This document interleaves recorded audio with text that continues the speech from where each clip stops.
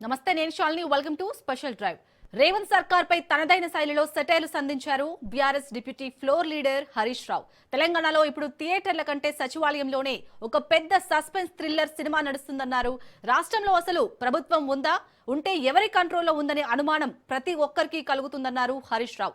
ఒకవైపు టికెట్ ధరలు పెంచుతూ జీవో బయటికి వస్తుంటే, మరోవైపు ఆ శాఖకు బాధ్యత వహించాల్సిన సినిమాటోగ్రఫీ మంత్రి గారేమో నాకు తెలియదు, నా ప్రమేయం లేదన్న కోమటిరెడ్డి మాటలను గుర్తు చేశారు. శాఖ ఒకరిది, పెత్తనం మరొకరిది అంటూ మండిపడ్డారు హరీష్ రావు.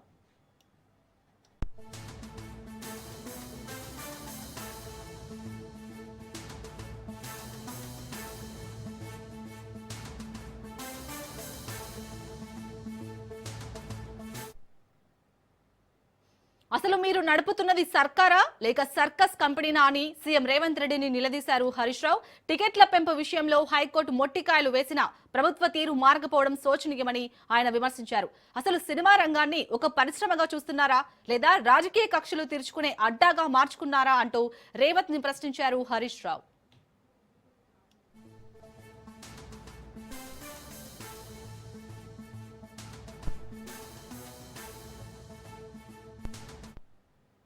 ఒక సినిమాకేమో అర్ధరాత్రి దాకా పర్మిషన్ ఇవ్వరు, ఇంకో సినిమాకేమో 2 రోజుల ముందే రాచ మర్యాదలతో పర్మిషన్ ఇస్తారు.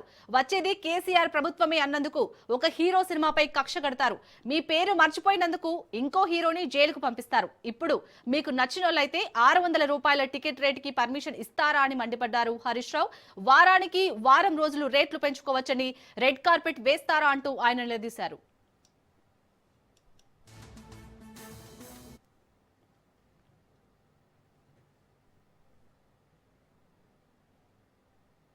రైట్, ఇక ఇదే అంశంపై పూర్తిగా డీటెయిల్ గా డిస్కస్ చేశారు మా input editor Srikanth. Srikanth, over to you. Shalini, thank you. Good afternoon. అంటే వాస్తవానికి మీరన్న మాటల్లో ఒక కోమటిరెడ్డి విషయమనే కాదు, చాలా విషయాలు దీంట్లో చర్చలోకి రావాల్సినటువంటి అవసరం ఉంది. అసలు రాష్ట్రంలో ఏం నడుస్తోంది, సర్కార్ నడుస్తోందా, సర్కస్ నడుస్తోందా అన్నటువంటి ప్రశ్న ఇట్స్ అ వ్యాలిడ్ క్వశ్చన్ అని చెప్పాలి. ఎందుకంటే కోమటిరెడ్డి వెంకటరెడ్డి చేసినటువంటి కామెంట్ పూర్తి మంత్రివర్గాన్ని, పూర్తి ప్రభుత్వాన్ని ప్రశ్నిస్తున్నారు. ఆయన మంత్రివర్గంలో ఉండి ఒక కేబినెట్ ర్యాంకు హోదాలో ఉండి కేబినెట్ మంత్రిగా ఉండి అసలు సినిమాటోగ్రఫీ మంత్రి నేనే కానీ నాకు తెలియకుండానే జీవోలు ఇస్తున్నారంటే, అంటే సినిమాటోగ్రఫీ మంత్రికి తెలియకుండానే సినిమా టికెట్ల రేట్లు పెంచుకోవడానికి జీవోలు పోతున్నాయా? డైరెక్ట్ సెక్రటరీ సిఎస్ నుంచే ఆదేశాలు పోతున్నాయా? అసలు మంత్రికి సంబంధం లేదా? మంత్రిని సినిమా వాళ్ళు వచ్చి కలిసేటువంటి పరిస్థితి లేదా? మంత్రిని ఏకంగా సినిమా వాళ్ళందరూ కూడా ముఖ్యమంత్రిని కలవచ్చు, ముఖ్యమంత్రిని కలవడంలో తప్పేం లేదు. కానీ కన్సర్న్ మంత్రితో అసలు కనీసం సంబంధ బాంధవ్యాలు కూడా లేకుండా జరుగుతున్నాయంటే మరి మిగతా శాఖల పరిస్థితి ఏంటి, మిగతా మంత్రుల పరిస్థితి ఏంటి? దేవాదాయ శాఖలో కొండ సురేఖ తెలియకుండా మేడారంలో పొంగులేటి శ్రీనివాసరెడ్డి ఎంటర్ అవుతారు, ఆయన పనులు నడిపిస్తూ ఉంటారు. వీళ్ళ టెండర్లు క్యాన్సిల్ చేస్తారు, వాళ్ళకి సంబంధించినటువంటి వాళ్ళు టెండర్లు ఇస్తూ ఉంటారు. ఇంకోవైపు అసలు మాకు పైసలు లేని శాఖనిచ్చారని చెప్పేసి ఆమె చేసినటువంటి కామెంట్ ఒకవైపు. సో మంత్రుల మధ్య సఖ్యత లేకపోవడం, ఒకరిపై ఒకరు మాట్లాడుకోవడం, అటు అడ్లూరు లక్ష్మణ్ మీద పొన్నం ప్రభాకర్ కామెంట్ చేయడం, కొన్ని మాటలు అనడం, ఆ తర్వాత అడ్లూరు లక్ష్మణ్ వివేక్ మధ్యలో కొన్ని మాటలు రావడం, వివేక్ అడ్లూరు లక్ష్మణ్ ఉద్దేశించి మాట్లాడడం.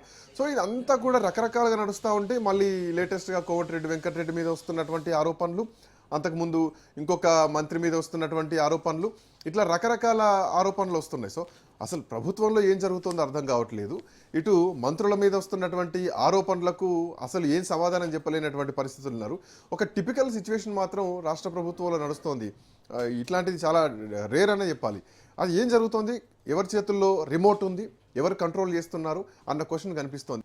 శేషు సార్ ఉన్నారు మనతో పాటు, ప్రముఖ విశ్లేషకులు. శేషు సార్ నమస్తే, గుడ్ ఆఫ్టర్నూన్. నమస్కారం శ్రీకాంత్. నా చివరి మాటల్లో ఒక మాట అన్న, రిమోట్ ఎవరి చేతిలో ఉంది, ఎవరు కంట్రోల్ చేస్తున్నారు? అసలు మంత్రులు తెలియకుండా ముఖ్యమంత్రి దగ్గర నుంచే జీవోలు పాస్ అయిపోతున్నాయి. మంత్రి ఏకంగా బయటికి చెప్పినటువంటి పరిస్థితి, నాకు తెలియకుండానే జీవోలు పోతున్నాయి అని చెప్పేసి. ఎట్లా చూడొచ్చు సార్ ఈ అంశాలు? చాలా అంశాలు ఉన్నాయి దీంట్లో. ఒక 10 సంవత్సరాలు తెలంగాణ ఒక ప్రాంతీయ పార్టీ కనుసన్నల్లో ప్రభుత్వం నడిచింది. ఇప్పుడు ఒక జాతీయ పార్టీ నడుస్తున్నటువంటి నేపథ్యంలో జాతీయ పార్టీ నేచర్ చాలా స్పష్టంగా కనపడుతుంది. ముఖ్యంగా కాంగ్రెస్ సంస్కృతి చాలా స్పష్టంగా కనపడుతుంది. అయితే తెలుగు రాష్ట్రాలలో ఇప్పుడు బాగా హాట్ టాపిక్ నడుస్తున్నది ఏంటంటే సినిమా టికెట్ల రేట్ల పెంపు విషయం చాలా వివాదాస్పదంగా మారిపోయింది అనేటటువంటిది మనం చూస్తున్నాం. ఎందుకనంటే ఒక పెద్ద హీరో సినిమా రిలీజ్ అవుతున్నటువంటి వారం రోజుల దాకా రెండు ప్రభుత్వాలు అసలు ప్రజలను పట్టించుకోవటంలే, సినిమా హీరోలను, పెట్టుబడిదారులను, నిర్మాతలను పట్టించుకుంటూ రూ. 600 అఫీషియల్ గా పెంచటం ఒక అవును. సినిమాకి. తర్వాత ప్రీమియర్ షోలు, బెనిఫిట్ షోలు, స్పెషల్ షోలకి రూ. 1000 కలెక్ట్ చేస్తుంటే మీరు నిమ్మకు నీరెత్తినట్లు, చట్టాలు లేకుండా కళ్ళు మూసుకొని ఉన్నట్టు వ్యవహారమా? హైకోర్టు కూడా చాలా స్పష్టంగా ఎగ్జాక్ట్లీ హైకోర్టు కూడా మొట్టికాయలేసింది కదా. స్పష్టంగా మొట్టికాయలు వేసింది. ఆ, బట్ అయినా అదే హైకోర్టు మొట్టికాయలు పట్టించుకోలేదు, వెంటనే ఇంకో జీవో రిలీజ్ చేసిండ్రు చిరంజీవి సినిమాకి. ప్రజలంటే భయం లేనటువంటిది, ప్రజల సొమ్ముకి, ప్రజల అవసరాలకు కస్టోడియన్ గా ఉండే బాధ్యత లేనటువంటి ప్రభుత్వాలే ఇట్లాంటి పనులు చేస్తాయనేటటువంటి విషయం. అయితే పుష్ప 2 రిలీజ్ అప్పుడు సంధ్యా థియేటర్ దగ్గర జరిగినటువంటి ఇన్సిడెంట్, ఒక మహిళ అవును, రేవతి అనే మరణించడంతో మహిళ, అవును. ముఖ్యమంత్రి గారు సినిమా ప్రముఖులందరినీ పిలిచి ఒక మీటింగ్ పెట్టి చాలా గొప్ప మాటలు చెప్పారు. అందరం సంతోషపడ్డాం. కానీ ఏం జరిగింది?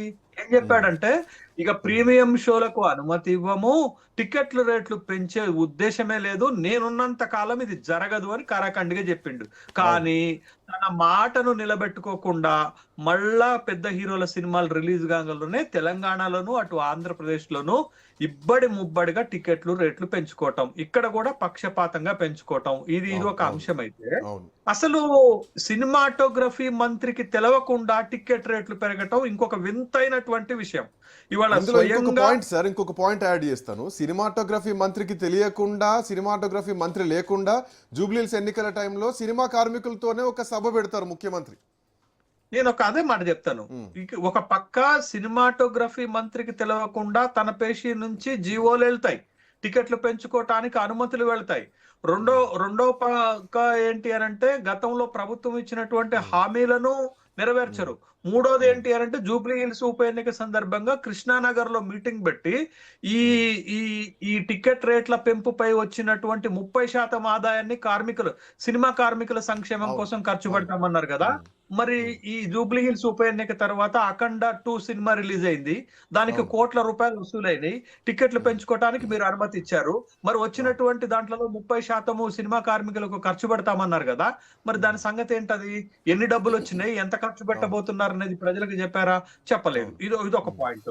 రెండోది ఏంటి అని అంటే, మీకు తెలంగాణ రాష్ట్రంలో చాలా స్పష్టంగా కనపడుతుంది ఏంటంటే, మంత్రుల మధ్య సమన్వయం ఉండదు, శాఖల మధ్య సమన్వయం ఉండదు, మంత్రులకు అధికారుల మధ్య సమన్వయం ఉండదు. దీంతో మొత్తంగా నష్టం జరిగేది ఏంటది? తెలంగాణ రాష్ట్రానికి నష్టం జరుగుతుంది, తెలంగాణ ప్రజలకు నష్టం జరుగుతుంది. మంత్రుల మధ్య సమన్వయం ఉండదని చెప్పడానికి మీరు ఒక ఉదాహరణ చెప్పారు. శ్రీకాంత్, ఒక్క నిమిషం. మీరు ఒక ఉదాహరణ చెప్పారు, అది పొన్నం ప్రభాకర్, అడ్లూరు లక్ష్మణ్, వివేక్ మధ్య జరిగిన సంఘటన. తర్వాత శాఖల మధ్య సమన్వయం లేదు అని చెప్పడానికి, ఒక గ్రామీణాభివృద్ధి శాఖ అనేక శాఖలతో ముడిపడి ఉంటుంది. అటు ఇరిగేషన్ కావచ్చు, ఇటు దేవాలయ కావచ్చు, అటు అటవీ శాఖ కావచ్చు, వీటన్నిటితో ముడిపడి ఉంటుంది. బట్ ఎక్కడ కూడా సమన్వయం ఉండదని చెప్పడానికి ఒక ఉదాహరణ చెప్పారు. పొంగులేటి శ్రీనివాసరెడ్డి, కొండా సురేఖ ఉదంతం చెప్పారు. తర్వాత అధికారుల మధ్య కూడా, మంత్రులకు అధికారుల మధ్య సమన్వయం ఉండదు. జూపల్లి కృష్ణారావు ఐఏఎస్ ఆఫీసర్ కు మధ్య సమన్వయం ఉండదు. తర్వాత మంత్రివర్గంలో ఐఏఎస్ లకు మధ్య ప్రేమాయణం జరుగుతుందనేటటువంటి ఇదొక భాగవతం నడుస్తుంది.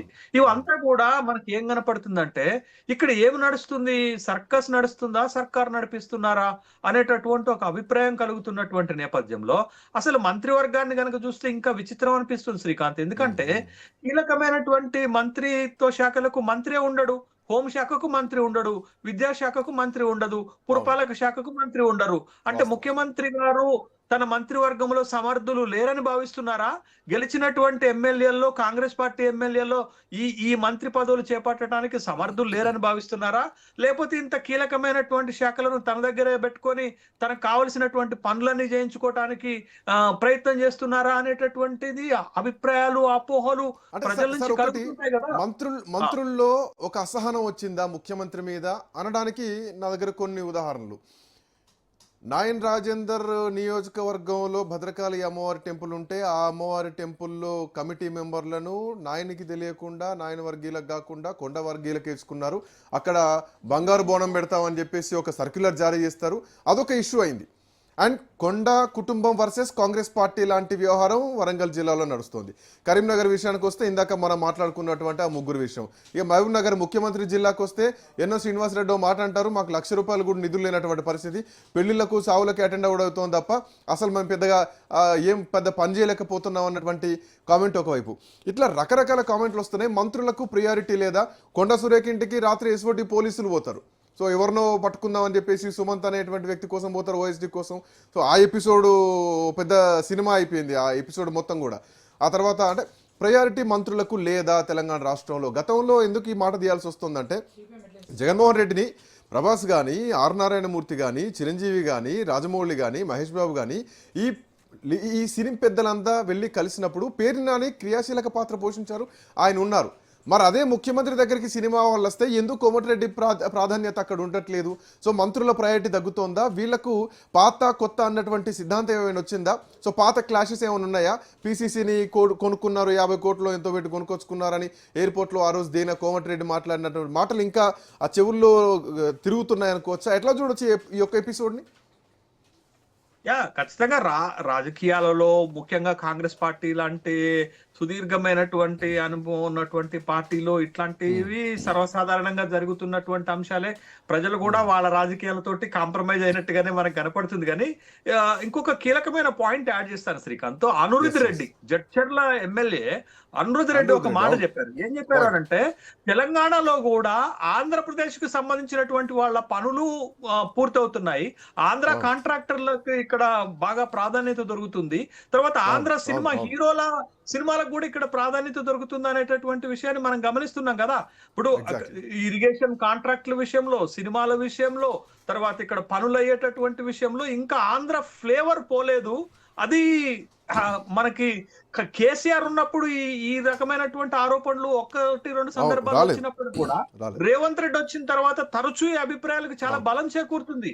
అది నీళ్ల వివాదం వచ్చినప్పుడు గానీ, కాంట్రాక్టుల వివాదం వచ్చినప్పుడు గానీ, ఆ రాష్ట్రంతో జరుగుతున్నటువంటి వ్యవహారాల విషయంలో గానీ, చంద్రబాబు నాయుడుకి రేవంత్ రెడ్డికి ఉన్నటువంటి సంబంధాల విషయంలో గానీ, ఇవన్నీ కూడా ఒక విధమైనటువంటి అభిప్రాయం ప్రజల్లో కలగటానికి ఏర్పడుతున్నటువంటి సందర్భం.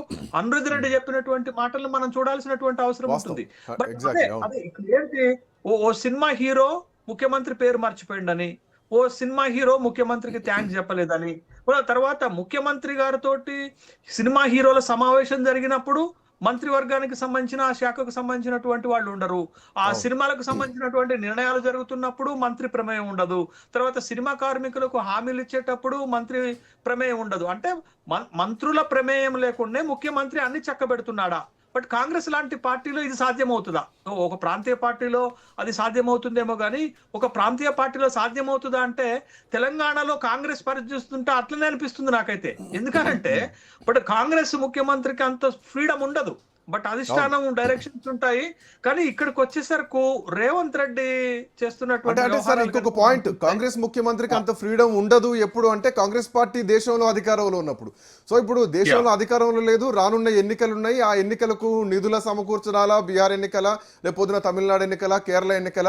సో ఆ విషయంలో మరి కాంగ్రెస్ పార్టీ కొంత చూసి చూడనట్టుందేమో, ఎందుకంటే సోర్సెస్ కొన్నే ఉంటాయి కదా, ఏడారిలో ఓయాసిస్ లాగా. సో అట్లాంటి ఓయాసిస్ తెలంగాణ లాగా కనిపిస్తుంది అనుకోవచ్చా?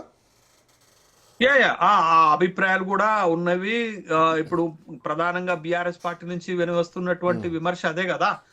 మొత్తము జాతీయ కాంగ్రెస్ కి పెట్టుబడి పెడుతుంది, జాతీయ కాంగ్రెస్ ని రక్షిస్తుంది, నిధులు సమకూరుస్తుంది రేవంత్ రెడ్డి కాబట్టి రేవంత్ రెడ్డి అభిప్రాయాలకు కాంగ్రెస్ అధిష్టానం విలువిస్తుంది అనేటటువంటి ఒక రాజకీయ పరమైన విమర్శలు అది చూడొచ్చు మనం. బట్ వెరాజ్ ఇక్కడికి అడ్మినిస్ట్రేషన్ కు వచ్చేసరకు, పాలనకు వచ్చేసరకు ఒక సమిష్టి బాధ్యత, ఒక కలెక్టివ్ గా ఉండాల్సినటువంటి మంత్రివర్గము, మొత్తము మంత్రివర్గం ఎలా కనపడుతుందంటే ఒక కిచిడి లెక్క కనపడుతుంది మనకి. ఒక డిఫరెంట్ స్టైల్లోనే కనపడుతుంది. కలెక్టివ్ గా పనిచేస్తున్నట్టుగా కానీ, అందరూ సమన్వయంతో పనిచేస్తున్నట్టు కానీ, అధికారులను కలుపుకొని. మరీ ముఖ్యంగా శ్రీకాంత్ ఒక విషయం చెప్పాలి, రేవంత్ రెడ్డి గారు ముఖ్యమంత్రిగా బాధ్యతలు చేపట్టిన తర్వాత ఈ రాష్ట్రంలో ముఖ్యంగా ఒక సెక్షన్ ఆఫ్ అధికారులు అసలు పనిచేయట్లేదు, అసలు ప్రజలను గౌరవించట్లేదు. సెక్రటేరియట్ కు పోతే ప్రజలను పురుగులను చూసినట్టు చూస్తున్నారు, ప్రజలను ఈసడించుకుంటున్నారు. ప్రజలు ఏదన్నా సమస్య మీద తీసుకొని పోతే వాళ్ళ సమస్యను పరిష్కరించకపోగా గంటలు నిలబడి ప్రజలను వేధిస్తుంటే ముఖ్యమంత్రి గారు ఏం పట్టనట్టు ఉన్నారు. అసలు ముఖ్యమంత్రి గారి మాటకే విలువ లేదు. అధికారులు సచివాలయం గడప దాటాలా, అధికారులు కలెక్టరేట్ గడప దాటి ప్రజల్లోకి వెళ్లాలని ముఖ్యమంత్రి గారు పిలిపిస్తే ఒక్క వరంగల్ జిల్లా కలెక్టర్ సత్యశారద గారు మాత్రమే గడప దాటారు తప్ప మిగతా రాష్ట్రంలో ఏ కలెక్టర్ గాని ఏ ఐఏఎస్లు గాని ముఖ్యమంత్రి గారు మాటిన్నటువంటి దారుణం లేదు.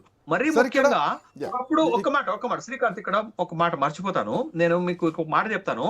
ఏంటి అని అంటే, కేసీఆర్ అధికారంలో ఉన్నప్పుడు ఇదే ముఖ్యమంత్రి గారు ప్రతిపక్ష నేతగా ఉండి ఒక తీవ్రమైన విమర్శ చేశారు. ఏంటి తెలుసా, బీహారీ ఐఏఎస్ అధికారుల యొక్క రాజ్యం నడుస్తుంది, వాళ్ళు మొత్తము తెలంగాణను దోచుకు తింటున్నారు, తెలంగాణ ప్రజలను ఇబ్బంది పెడుతున్నారని మాట్లాడిన ముఖ్యమంత్రి ఇవాళ అదే బీహారీ ఐఏఎస్ చేతుల్లో తెలంగాణ రాష్ట్రం మొత్తాన్ని బట్టి తమాషా చేస్తుండు. మరి దీనికి ఏమనాలా? ఇవాళ కూడా అదే బీహారీ ఐఏఎస్లు తెలంగాణ ప్రజలను ఎంత అవమానిస్తారంటే, నేను స్వయంగా బాధితుడిని శ్రీకాంత్. ఈ బీహారీ ఐఏఎస్ల అధికారులు మాట్లాడిన మాటకి నేను స్వయంగా బాధితుడిని. ఎంత అవహేళనగా, ఎంత హీనంగా మాట్లాడతారంటే ఈ సెక్రటేరియట్ లో ఉన్నటువంటి ఐఏఎస్ ఆఫీసర్లు. మరి ఎందుకు వాళ్ళకి కీలకమైనటువంటి బాధ్యతలు అప్పచెప్పి ఏం అవమానం, మీకేం జరిగింది, మీరేం ఎదుర్కొన్నారు? నేను ఈ మీడియా పరంగా ఇప్పుడు ఆ మాట చెప్పలేను కానీ, బట్ నాకు కొన్ని లిమిటేషన్స్ ఉన్నాయి కాబట్టి నేను ఆ మాట మాట్లాడలేకపోతున్నాను. కానీ ఒక ప్రిన్సిపల్ సెక్రటరీ హోదాలో ఉన్నటువంటి, ఆర్థిక శాఖలో ఉన్నటువంటి ఒక వ్యక్తి, ఒక బీహారీ ఆఫీసరు ఎంత దారుణంగా మాట్లాడతాడు. నేను ఎంత తెలంగాణ ఉద్యమకారుని, నేను తెలంగాణ ఉద్యమంలో ఎంత కీలకంగా పనిచేశాను, ఒక బహుజన బిడ్డని, ఒక బీసీ నాయకుడిని. అసలు వాడు మాట్లాడిన మాట చూస్తే శ్రీకాంత్, అసలు ఈ ప్రభుత్వాన్ని ఏం చేయాలనేటటువంటి ఒక తీవ్రమైనటువంటి కోపం కూడా నాకు వచ్చింది. పోతున్నారు అంటే ఆ భాష ఏంటో, ఆ మాట ఏంటో కూడా అర్థం చేసుకోవచ్చు. ఇది అవమానం, ఇది రాష్ట్రానికి జరుగుతున్నటువంటి అవమానం. ఇది ఆ ఈడియట్ ఐఏఎస్ ఆఫీసరు ఎంత అవమానకరంగా తెలంగాణ బిడ్డ మీద మాట్లాడిండంటే, అంత మాట్లాడితే ఈ ముఖ్యమంత్రి వాళ్ళనే ప్రమోషన్లు ఇస్తుండు, వాళ్ళకే మంచి పోస్టులు ఇస్తుండు, వాళ్ళనే అధికారులుగా పెడుతున్నాడు, కీలకమైనటువంటి శాఖల్లో వాళ్ళకే పదవులు ఇస్తుండు. ఏమనాల మరి రేవంత్ రెడ్డిని? రేవంత్ రెడ్డి ముఖ్యమంత్రి ఈ మాట చాలా ఇంపార్టెంట్ మాట సార్. ఒక ఐఏఎస్, ఒక బీహారీ ఐఏఎస్ ను గతంలో కేసీఆర్ ని విమర్శించిన రేవంత్ రెడ్డి మళ్ళీ వాళ్ళనే తీసుకొచ్చి పెట్టుకుంటున్నారు. సరే, తీసుకొచ్చి పెట్టుకున్నారా అంశం అట్లా ఉంచితే, తెలంగాణ ప్రజల్ని, తెలంగాణలో ఒక మేధావి వర్గం నుంచి వెళ్తే మీరు ఈరోజు ఒక ఐఏఎస్ని పట్టుకొని ఇడియట్ అనేటువంటి స్థాయికి వచ్చారు అని అంటే ఆ పరిస్థితి ఎంత తీవ్రంగా ఉందో అర్థం చేసుకోవచ్చు. అంటే సామాన్య ప్రజలకు, మేధావి వర్గానికి ఎవరికి మర్యాద లేకపోతే మరి ఎందుకు ఆ సెక్రటేరియట్? అదే నేనేమంటున్నాను, ఇవాళ ఇది నా ఒక్కడ ఆవేదన కాదు, సెక్రటేరియట్ వెళ్ళేటటువంటి ప్రతి సామాన్యుడు ఆవేదన. ఇవాళ ఇదే ముఖ్యమంత్రి ఆ రోజున సోమేష్ కుమార్ లాంటి వాళ్ళ మీద విమర్శలు చేసిన ముఖ్యమంత్రి ఇవాళ మొత్తము సెక్రటేరియట్ ని బీహారీ ఐఏఎస్ ల గుప్పెట్లో పెట్టేసి తెలంగాణ ప్రజలను అవమానిస్తుంటే, తెలంగాణ భూమిపుత్రులను అవమానిస్తుంటే, మరి నీ పరిపాలన ఏమనుకోవాలి మేము? అంటే నీ మంత్రుల దగ్గర సమన్వయం ఉండదు, నీ అధికారులు ప్రజల పక్షాన మాట్లాడరు, ప్రజల పక్షాన సేవలు చేయరు, ప్రజలకు కావలసినటువంటి సమస్యలను తీర్చరు. మరి ఎవరికి చెప్పుకోవాలి ఇవాళ తెలంగాణలో ఉన్నటువంటి ప్రజలు ఈ సమస్యలన్నిటి మీద? ఇవాళ ఒక్క సినిమా రంగాన్ని మీరు ఎట్లా చూస్తున్నారా? ఒక పరిశ్రమగా చూస్తున్నారా? మీ సొంత ఎస్టేట్ గా, లేకపోతే మీ సొంత అంశంగా చూస్తున్నారా? ఇవాళ ఒక సినిమా టికెట్ రేటు 600 పెంచితే ఒక కుటుంబం సినిమాకు వెళితే ఎంత ఖర్చు అవుతుంది? ఒక సినిమాలో నలుగురు గనక వెళితే 4 6 24 2400 రూపాయలు ఒక కుటుంబము ఒక సినిమా 2.5 గంటలు చూడటానికి ఖర్చు పెట్టేటటువంటి స్థాయికి ఇవాళ మీరు తీసుకుపోయారంటే ఎవరికి నష్టం చేయాలని చూస్తున్నారు మీరు? ఎవరికి లాభం చేయాలని చూస్తున్నారు? ఎందుకు టికెట్ రేట్లు పెంచాలి? ఇవాళ నేను అనటం కాదు శ్రీకాంత్, జోక్యం చేసుకొని ఎందుకు మీరు ఈ విధమైనటువంటి ప్రజా వ్యతిరేక నిర్ణయాలు తీసుకుంటున్నారంటే లెక్కలేదు. ఇన్ని జరుగుతున్నాయి. ఇప్పుడు మన మాటల్లో అటు మంత్రులకు అవమానాలే జరుగుతున్నాయి, మంత్రులు అవమానాలు ఎదుర్కొంటున్నారు, మంత్రులు అవమానపరుస్తున్నారు, ఒకరినొకరు అవమానపరుచుకుంటున్నారు, ముఖ్యమంత్రి అవమానపరుస్తున్నారు. ముఖ్యమంత్రి దగ్గరటువంటి ఐఏఎస్ ఆఫీసర్లు ప్రజల్ని, మేధావర్గానికి చెందినటువంటి మీలాంటి వాళ్ళని అవమానిస్తున్నారు. ఇంకోవైపు రైతు భరోసా సరిగా అందదు, అసెంబ్లీలో బూతులు తిట్టుకుంటున్నారు, రాజకీయ సభ పెడితే ప్రతిపక్షాన్ని విమర్శించే పరిస్థితి లేదు, సొంత పార్టీ నాయకులు ఒకరినొకరు విమర్శించుకునేటువంటి పరిస్థితులు ఎదురవుతున్నాయి, బండ బూతులు నడుస్తున్నాయి, జాబ్ క్యాలెండర్ లేవు, డిఏ లేవు, ఇప్పటికే 5+1 డిఏలు రావాలి, అవి లేవు. అశోక్ నగర్లో రాహుల్ గాంధీ వచ్చి ఛాయ్ తాగి జాబ్ క్యాలెండర్ ఇస్తా అంటే ఈరోజు అదే అశోక్ నగర్ ప్రజలు రాత్రికి రాత్రి రోడ్ల మీదకి వచ్చి నిరసనలు తెలిపేటువంటి పరిస్థితులు ఎందుకు వస్తున్నాయి? కామారెడ్డి డిక్లరేషన్ ఎవరు ఏమన్నారు, ఎందుకు ఇచ్చారు, ఎందుకు అమలు చేయలేకపోతున్నారు? ఈ జీవోలు ఇవన్నీ నీటి మూటలుగానే మిగిలిపోతున్నాయి. ఒక హంబక్ నడుస్తుంది. గవర్నర్ దగ్గర పెండింగ్లో ఉంది, రాష్ట్రపతి దగ్గర పెండింగ్లో ఉంది. కొట్లాట సరిగ్గా ఉండట్లేదు, మంత్రుల మధ్య సమన్వయం సరిగ్గా ఉండట్లేదు. అసలు మున్సిపల్ శాఖ ముఖ్యమంత్రి దగ్గరనే ఉంటుంది, విద్యాశాఖ ముఖ్యమంత్రి దగ్గరే ఉంటుంది, హోంమంత్రిత్వ శాఖ ముఖ్యమంత్రి దగ్గరే ఉంటుంది. ఉన్న బీసీ నాయకులకు ఏవో చిన్న చితక శాఖలు ఇస్తున్నారు. ఆ ఆరోపణలు మనవన్నే కాదు, మంత్రులే చేసినటువంటి ఆరోపణలు. ఇక ఉన్న మంత్రులకేమో ఇట్లాంటి పరిస్థితులు, ఇట్లాంటి అవమానాలు. మీడియా ముందుకు వచ్చి దరిద్రమైనటువంటి ఆరోపణలకి, అలిగేషన్స్కి ఈరోజు వాళ్ళు సమాధానాలు చెప్పుకునేటువంటి పరిస్థితుల్లోకి మంత్రులు వెళ్ళిపోయారు. ఏం జరుగుతోంది సర్కార్లో అంటే ఇదంతా మాట్లాడుకుంటే సర్కసే కనిపిస్తోంది. Right Shashi sir? ఇప్పుడు శ్రీకాంత్ పాలనలో ఎక్కడ కూడా బాధ్యత కనపడదు. ఓ ప్రజలు అడుగుతున్నటువంటి ప్రశ్నలకు సమాధానం దొరకదు. ఇవాళ మొత్తం ఏమైపోయింది, తెలంగాణలో కాంగ్రెస్, బీఆర్ఎస్, బీజేపీ రాజకీయ విమర్శలు చేసుకోవటానికి ప్రాధాన్యత ఇస్తున్నారు తప్ప అసలు ప్రజల సమస్యలను పట్టించుకొని ప్రజల కోసం పనిచేస్తున్నామనేటటువంటి ఒక ఫీలింగ్, ఒక ఫీలర్ అయితే కనపడనటువంటి నేపథ్యం. ముఖ్యంగా ప్రభుత్వం దగ్గర అసలు ఆ బాధ్యత ఎక్కడ కూడా కనపడట్లేదు శ్రీకాంత్. ఇవాళ అశోక్ నగర్ లో ఇవాళ ప్రభుత్వం తెలంగాణలో ఒక దశాబ్దం పాలించినటువంటి ప్రభుత్వం మారటానికి అత్యంత కీలకంగా పనిచేసింది ఏంటది? నిరుద్యోగులే కదా. అశోక్ నగర్ లో ఉన్నటువంటి నిరుద్యోగులే కదా, వాళ్ళ అసంతృప్తే కదా. ఇవాళ ఏం మారింది? ఇప్పుడు కాంగ్రెస్ మార్పు రావాలి, కాంగ్రెస్ రావాలి అని అన్నాం కదా, ఇది ప్రజాపాలన అంటున్నాం కదా. ఏం మారింది? అదే అశోక్ నగర్ లో గతంలో ఏ నిరసనలు జరిగాయో ఇవాళ అదే నిరసనలు జరుగుతున్నాయి.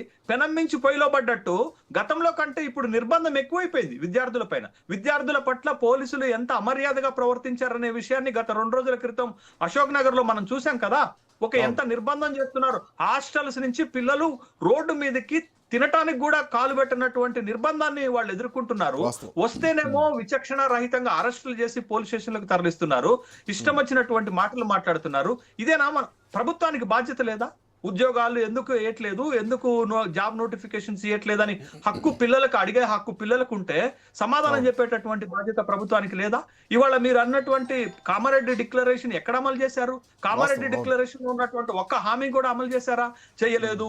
తర్వాత మరి సినిమా టికెట్ల రేట్లు పెంచమన్నారు. ఎందుకు పెంచుతున్నారు అంటే మీరు తీసుకున్నటువంటి నిర్ణయాలపైన మీకే అదుపు లేకపోతే, మీదిక్కే కంట్రోల్ లేకపోతే సినిమా టికెట్ల రేట్ల విషయంలో అసెంబ్లీలో మాట్లాడినటువంటి వ్యక్తి కోమటిరెడ్డి వెంకటరెడ్డి.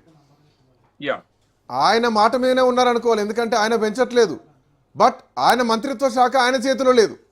ఆయన తెలియకుండా జీవోలు వెళ్ళిపోతున్నాయి. అసెంబ్లీలో మాట్లాడిన వ్యక్తి ఈరోజు బయటకు వచ్చి ప్రెస్ మీట్లో నా శాఖ, ఆ శాఖకు మంత్రి నేనే కానీ ఆ ఫైల్ జీవోలు ఎట్లా పోతున్నాయి నా తెలియదు అన్నటువంటి మాట వచ్చిందంటే ఇది biggest failure of that ministry. Biggest failure ఒకటను. రెండోది శ్రీకాంత్, అసలు ఒక పరిపాలనలో ఒక నిబంధన ఏంటంటే పాలనా నిర్ణయాలు, ప్రభుత్వ నిర్ణయాలు మంత్రివర్గం యొక్క సమిష్టి బాధ్యత. మంత్రివర్గంలో చర్చించిన తర్వాతనే. అందుకే కదా ఫార్ములా ఈ కార్ రేస్ లో అత్యంత ప్రధానమైనటువంటి ఆరోపణ ఏంటది కేటీఆర్ పైన? మంత్రివర్గంలో నిర్ణయం తీసుకోలేదనే కదా. కాళేశ్వరానికి సంబంధించినటువంటి తమ్మిడిహట్టి నుంచి కాళేశ్వరానికి ప్రాజెక్ట్ నిర్మాణం ప్లేస్ మార్చినంది మన మంత్రివర్గంలో అనుమతి తీసుకోలేదనే కదా ప్రధానమైనటువంటి ఆరోపణ. కాబట్టి మరి గత ప్రభుత్వంలో చేసినటువంటి తప్పులకు మంత్రివర్గంలో సమిష్టి నిర్ణయం తీసుకోలేదని ఆరోపణ చేస్తున్నటువంటి గత కేబినెట్ అట్లా ఉంచితే ఈసారి కేబినెట్ లో ప్రతి 15 రోజులకు ఒకసారి కేబినెట్ సమావేశం జరుగుతుంది. మరి ఏం జరుగుతుంది? ఏం చర్చలు జరుగుతున్నాయి? అందులో కూడా గొడవలు అవుతున్నాయా? అందులో ఒక నిర్ణయం తీసుకునేటువంటి పరిస్థితులు ఉంటున్నాయా? ఈ కేబినెట్ సమావేశాలలో ఎన్ని నడుస్తున్నాయి అన్న ప్రశ్న ఒకటైతే కనుక అధికార ప్రతిపక్షం కాదు, అధికార పార్టీలోనే సొంత పార్టీ ఎమ్మెల్యేలే మంత్రులే ప్రతిపక్షం వ్యవహరించే పరిస్థితి వచ్చింది. అదే ఇప్పుడు మంత్రి ఇంత తీవ్రమైనటువంటి ఆరోపణ చేస్తున్నారు. దీన్ని చాలా తేలిగ్గా తీసుకుంటున్నాం మనం. బట్ ఒక సినిమాటోగ్రఫీ మంత్రే స్వయంగా పత్రికాముఖంగా ఒక ప్రెస్ మీట్ పెట్టేసి నాకు తెలియకుండానే జీవోలు జారీ అయిపోయాయని అంటే ఒక ప్రభుత్వ నిర్ణయము ఒక మంత్రికి తెలియకుండా జారీ అవ్వటం ఒక క్రైమ్ అయితే, సమిష్టి బాధ్యత లేకుండా మంత్రివర్గంలో తీసుకున్నటువంటి నిర్ణయాలకు విలువ లేకుండా వ్యక్తిగతమైనటువంటి నిర్ణయాలు తీసుకొని వాటిని ప్రజలపైన రుద్దుతున్నారు, రాష్ట్రం పైన రుద్దుతున్నారంటే అదొక మరొక పరమైనటువంటి నేరంగానే మనం చూడాల్సినటువంటి అవసరం ఉంది. కాబట్టి సమిష్టి బాధ్యత లోపించటం ఒకటి, ఆ కన్సర్న్డ్ మినిస్టర్ కు తెలవకుండా ఆర్డర్స్ జీవోలు జారీ అవ్వటం ఒకటి, ఇవన్నీ కూడా పాలనా వైఫల్యాలు చాలా స్పష్టంగా కనపడుతున్నాయి Right. శ్రీకాంత్. Right. అది Right. సినిమా టికెట్ల విషయంలో కావచ్చు, లేకపోతే Right. మేడారం పనుల విషయంలో కావచ్చు, మరి తర్వాత ఈ లిక్కర్ టెండర్ల విషయంలో కావచ్చు, వీటన్నిటిలో కూడా ప్రతి సమస్య బయటకు వస్తున్నటువంటి నేపథ్యంలో Conclusion. ఇట్లాంటి పాలనా వైఫల్యాలను కప్పిపుచ్చుకునేటటువంటి ప్రయత్నం ప్రభుత్వం చేస్తుంది తప్ప, బట్ ఇట్లాంటివి మళ్ళీ పునరావృతం కాకుండా ప్రభుత్వం ఎక్కడా చర్యలు తీసుకుంటున్నట్టుగా కనపడట్లేదు. ఒక పాలనలో ఒక అస్తవ్యస్తత కనపడుతుంది, ఒక మోనార్కిజం కనపడుతుంది, ఒక వ్యక్తి కేంద్రంగా పాలన నడుస్తున్నట్టు అభిప్రాయాలు కనపడుతున్నాయి. బట్ ముఖ్యంగా ఈ పాలకుల మాటలను అధికారులు వినటం లేదనేది చాలా స్పష్టమవుతుంది. Right. అధికారులు ఈ ప్రభుత్వాన్ని, ఈ ప్రభుత్వ పెద్దల్ని ఏ మాత్రం లెక్క చేయకుండా ప్రజలను అవమానిస్తున్నారు, ప్రజల సమస్యలు పరిష్కారం చేయకుండా మభ్యపెడుతున్నారు అనేటటువంటివి చాలా స్పష్టంగా కనపడుతుంది. ఇది ప్రభుత్వ ఇమేజ్ ని దెబ్బతీసేటటువంటి అంశమే. Right. Anyway thank you Seshu sir, thanks for joining. So ఇది ప్రస్తుతానికి తెలంగాణ రాష్ట్రంలో కాంగ్రెస్ పార్టీ అధికారంలోకి వచ్చిన తర్వాత 2 ఏళ్ల తర్వాత మంత్రుల మధ్య, మంత్రుల పైన, ముఖ్యమంత్రి మీద వస్తున్నటువంటి ఆరోపణలు కానీ, లేదంటే మంత్రుల మీద వస్తున్నటువంటి ఆరోపణలు కానీ, పూర్తి ప్రభుత్వం పైన వస్తున్నటువంటి ఆరోపణలు కానీ, విద్యార్థులు చేస్తున్నటువంటి నిరసన దీక్షలు కానీ, లేదంటే ఈ రోడ్ల మీకు చేస్తున్నటువంటి ప్రొటెస్టులు ఏవైతున్నాయో ఇది ప్రభుత్వ పాలనకు అద్దం పట్టేది అని చెప్పడంలో ఎట్లాంటి సందేహం లేదు. సో ఇది వాస్తవ పరిస్థితి ఉన్నట్టు కనిపిస్తుంది. చూద్దాం. That's all for now. Next updates continue అయితే కీప్ వాచింగ్ రాజ్.